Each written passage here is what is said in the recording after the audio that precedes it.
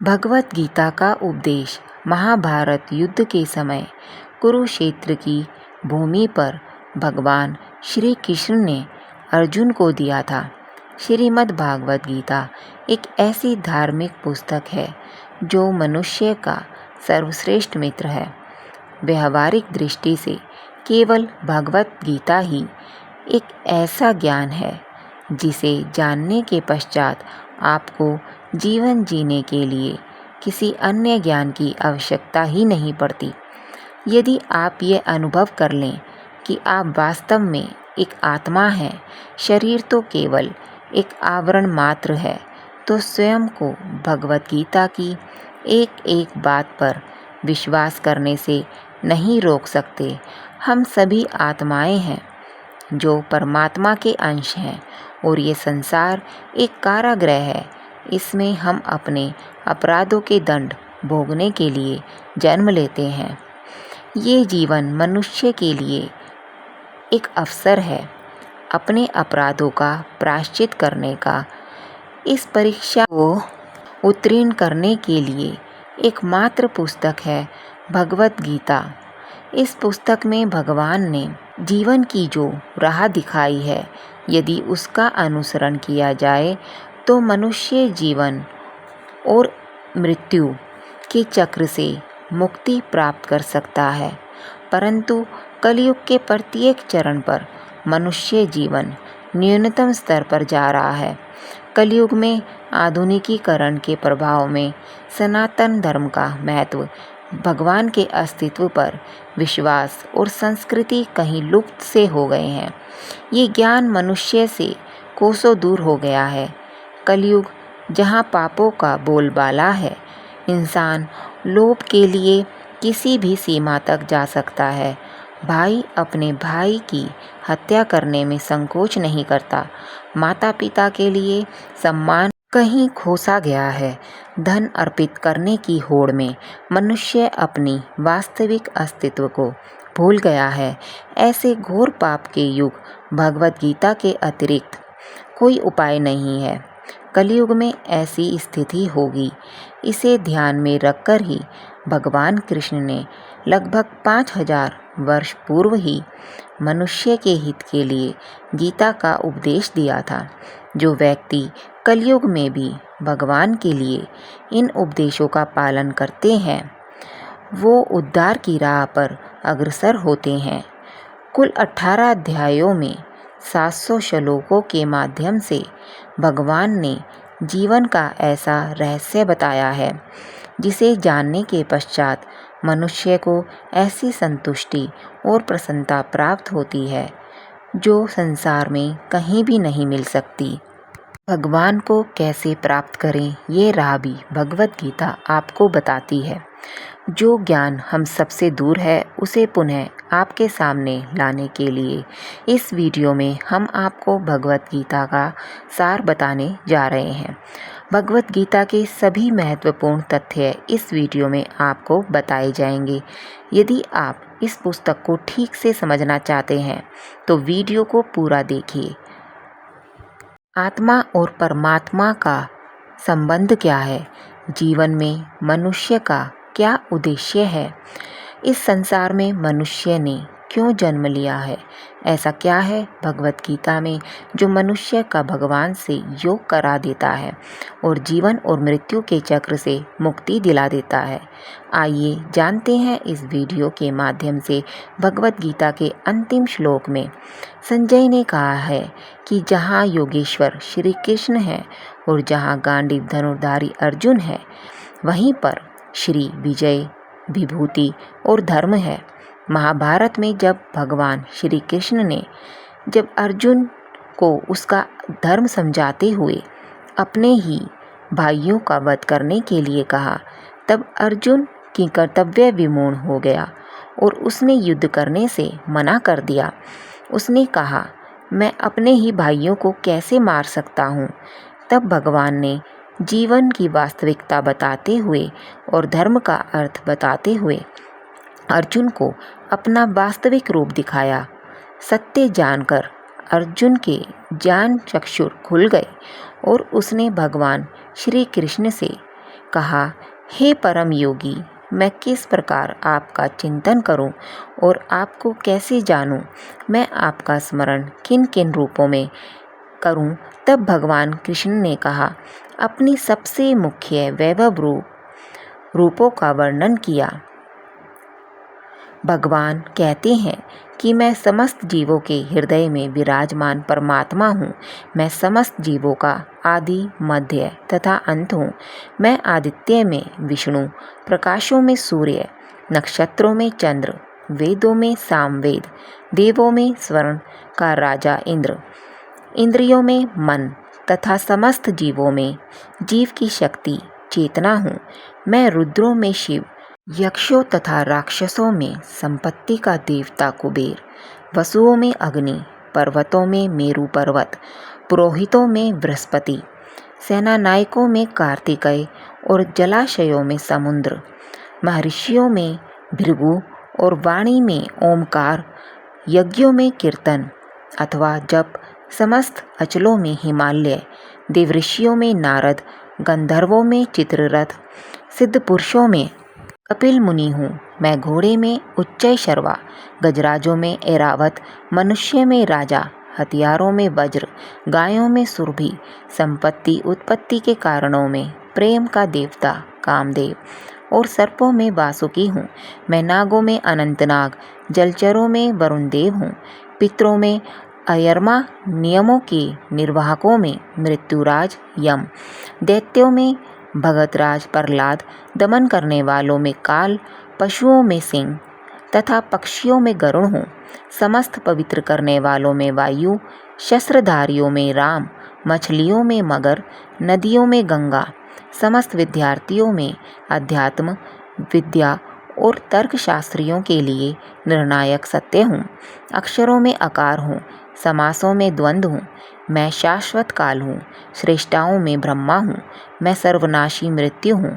मैं ही सबको उत्पन्न करने वाला हूँ। समस्त महीनों में मार्गशीर्ष अर्थात अघ्रत ऋतुओं में पुष्प खिलाने वाली बसंत ऋतु, छलियों में जुआ, तेजस्वियों में तेज, रहस्य में मौन हूँ और बुद्धिमान में ज्ञान हूँ। जो कुछ भी इस संसार में व्याप्त है वो मेरा एक अंश मात्र है। मैं समस्त सृष्टि का जनक बीज हूँ। कोई भी चर या अचर प्राणी मेरे बिना नहीं रह सकता। सारा ऐश्वर्य, सौंदर्य तथा तेजस्वी सृष्टियाँ मेरे तेज के स्फुलिंग मात्र से ही अद्भुत हैं। मैं केवल अपने अंश मात्र से ही संपूर्ण ब्रह्मांड में व्याप्त होकर इसे धारण करता हूँ। प्रत्येक स्नान दर में मैं ही हूँ। मेरी इच्छा के बिना एक पत्ता भी नहीं हिलता। सबकी उत्पत्ति मुझसे ही होती है और अंत में सब मुझ में ही विलीन होते हैं। ऐसा सुनकर अर्जुन ने विनती करते हुए कहा कि मैं देखना चाहता हूँ कि आप इस दृश्य जगत में किस प्रकार प्रविष्ट हैं। मैं आपके विश्व रूप के दर्शन करना चाहता हूँ। तब भगवान कृष्ण ने अर्जुन को विश्व रूप देखने हेतु दिव्य नेत्र प्रदान किए। अर्जुन ने इस दिव्य रूप से असंख्य मुख, असंख्य नेत्र तथा असंख्य आश्चर्य दृश्य देखे। यह रूप अनेक देवीय आभूषणों से अलंकृत तथा और देवीय हथियार धारण किए हुए था। भगवान का यह स्वरूप आश्चर्यचकित करने वाला, तेजमय, असीम और सर्वत्र व्याप्त था। इस प्रकार अर्जुन भगवान के इस विश्व रूप के एक स्थान पर ही हजारों भागों में विभक्त ब्रह्मांड के अनंत अंशों के दर्शन कर सका। अर्जुन ने हाथ जोड़कर भगवान से प्रार्थना की और कहा कि मैं आपके शरीर में सारे देवताओं तथा अन्य विविध जीवों को एक साथ देख रहा हूँ। मैं कमल पर विराजित ब्रह्मा, शिवजी, समस्त ऋषियों एवं समस्त सर्पों को देख रहा हूँ। मैं आपके शरीर में अनगिनत हाथ, पैर, नेत्र और मुख देख रहा हूँ जिनका कोई अंत नहीं है। आप में न अंत दिखता है, न मध्य और न ही आदि। आप ही परम हैं। आप इस ब्रह्मांड के परम आधार हैं। आप अव्यय तथा पुराण पुरुष हैं। आप ही सनातन धर्म के पालक हैं। आपका यश अनंत है। हे योगेश्वर, आपकी अनंत भुजाएं हैं। सूर्य तथा चंद्रमा आपकी आँखें हैं। मैं आपके मुख में प्रज्वलित अग्नि को निकलते और आपके तेज से संपूर्ण ब्रह्मांड को जलते हुए देख रहा हूँ। भगवत गीता में भगवान कहते हैं कि यदि मेरी शरण में आना चाहते हो तो इस जीवन को मेरी भक्ति के लिए उपयोग करो। मेरी भक्ति तुम्हें शरीर से नहीं अपितु आत्मा के माध्यम से ही कर सकते हो। जिस प्रकार शरीर को दुरुस्त रखने के लिए खाने की आवश्यकता है, उसी प्रकार आत्मा को दुरुस्त रखने के लिए मेरी भक्ति की आवश्यकता है। जब तक तुम इस भ्रम में रहोगे कि तुम एक शरीर हो, तब तक तुम मुझ तक नहीं पहुंच सकते। जब तुम्हें ये ज्ञान हो जाएगा कि तुम शरीर नहीं अपितु एक आत्मा हो, तब तुम मेरे द्वारा दिया गया ये ज्ञान अर्जित करने के और मेरी भक्ति करने के योग्य हो जाओगे, और तब तुम्हें मेरी शरण में आने से कोई नहीं रोक सकता। इस संसार में जो भी तुम हंसते हो, चखते हो, देखते हो, अनुभव करते हो, वो सब मेरी ही रचना है, परंतु मैं स्वयं इन सब से परे हूँ। इस संसार में अपनी इंद्रियों के माध्यम से तुम जो भी अनुभव करते हो, उससे आत्मा का कोई संबंध नहीं है। भगवान कहते हैं आत्मा को कोई नहीं मार सकता। इस संदर्भ में भगवत गीता का एक श्लोक है, नैनम छिद्यन्ति शस्त्राणि नैनम दहति पावकः न चैनम कलेद्यन्ते याशो न शोष्यति मारुता। अर्थात इस आत्मा को शस्त्र नहीं काट सकता, इसको आग नहीं जला सकती, इसको जल नहीं गला सकता और ना ही वायु सुखा सकती है। भगवत गीता में भगवान ने कहा है, मनुष्य जीवन एक ऐसा अवसर है जब व्यक्ति स्वयं ही आत्मा को परमात्मा में विलीन कर सकता है, और केवल भक्ति के द्वारा ये संभव है। इसीलिए ये कहा जाता है मनुष्य जन्म प्राप्त करना सौभाग्य की बात है। 84 लाख योनियों में जन्म लेने के पश्चात मनुष्य जन्म प्राप्त होता है। इस जन्म में भी मनुष्य की परीक्षा भिन्न भिन्न प्रकार से होती है। जैसे माया के चक्रव्यूह में फंसकर व्यक्ति केवल लोभ, असत्य, व्यभिचार, जुआ आदि की ओर आकर्षित होता है और अपना परमात्मा के साथ संबंध भूल जाता है। आत्मा का परमात्मा के साथ संबंध ही स्थायी है। सभी सांसारिक संबंध जैसे माता पिता, भाई बहन, पति पत्नी, संतान, अन्य संबंध अस्थायी हो जाते हैं, अर्थात यह एक जन्म तक ही सीमित है। जैसे ही आत्मा दूसरा शरीर धारण करती है, सभी संबंध बहल जाते हैं। भगवान कहते हैं कि आत्मा का स्वभाव सच्चिदानंद है, अर्थात सदैव आनंदित रहना। आत्मा इस दुनिया के सुख दुख आदि से प्रभावित नहीं होती। मनुष्य जीवन के 4 स्तंभ हैं, धर्म, अर्थ, काम और मोक्ष का ज्ञान जिस व्यक्ति को हो जाता है, उसे इस संसार से मुक्ति मिलना निश्चित है। धर्म का अर्थ भगवान भगवत गीता में विस्तृत रूप से बताते हैं। हिंदू, मुस्लिम, सिख, ईसाई आदि धर्म नहीं है, अपितु मनुष्य को कर्म करते हुए जीवन कैसे जीना है, जीवन का सदुपयोग कैसे करना है, शास्त्रों में उल्लेखनीय नियमों का पालन करते हुए जीवन व्यतीत करना ही धर्म है। अर्थ का संबंध है इस संसार में आत्मा अपने अस्तित्व का अर्थ समझे। इस संसार में सभी संबंध निभाते हुए, कर्तव्य करते हुए और सांसारिक जीवन का सुख भोगते हुए इस जीवन रूपी गुत्थी को सुलझाकर स्वयं को परमात्मा से जोड़ने का कार्य करें। तीसरा स्तंभ है काम। भगवान कृष्ण ने गीता में कहा है कि प्रत्येक मनुष्य काम, क्रोध, मोह, लोभ, ईर्ष्या और अहंकार से पीड़ित है। मनुष्य को चाहिए कि वो इन मानसिक स्थितियों को नियंत्रण में रखते हुए जीवन यापन करे, क्योंकि इनकी भावना से प्रभावित होकर मनुष्य कभी भी परमात्मा की शरण में नहीं जा सकता। चौथा स्तंभ है मोक्ष। जब तक मनुष्य इच्छाओं का त्याग नहीं करेगा, तब तक मोक्ष के द्वार तक पहुंचना असंभव है। भगवत गीता में भगवान कृष्ण कहते हैं कि मनुष्य की इच्छाएं उसके इस संसार में आने का बहुत बड़ा कारण है।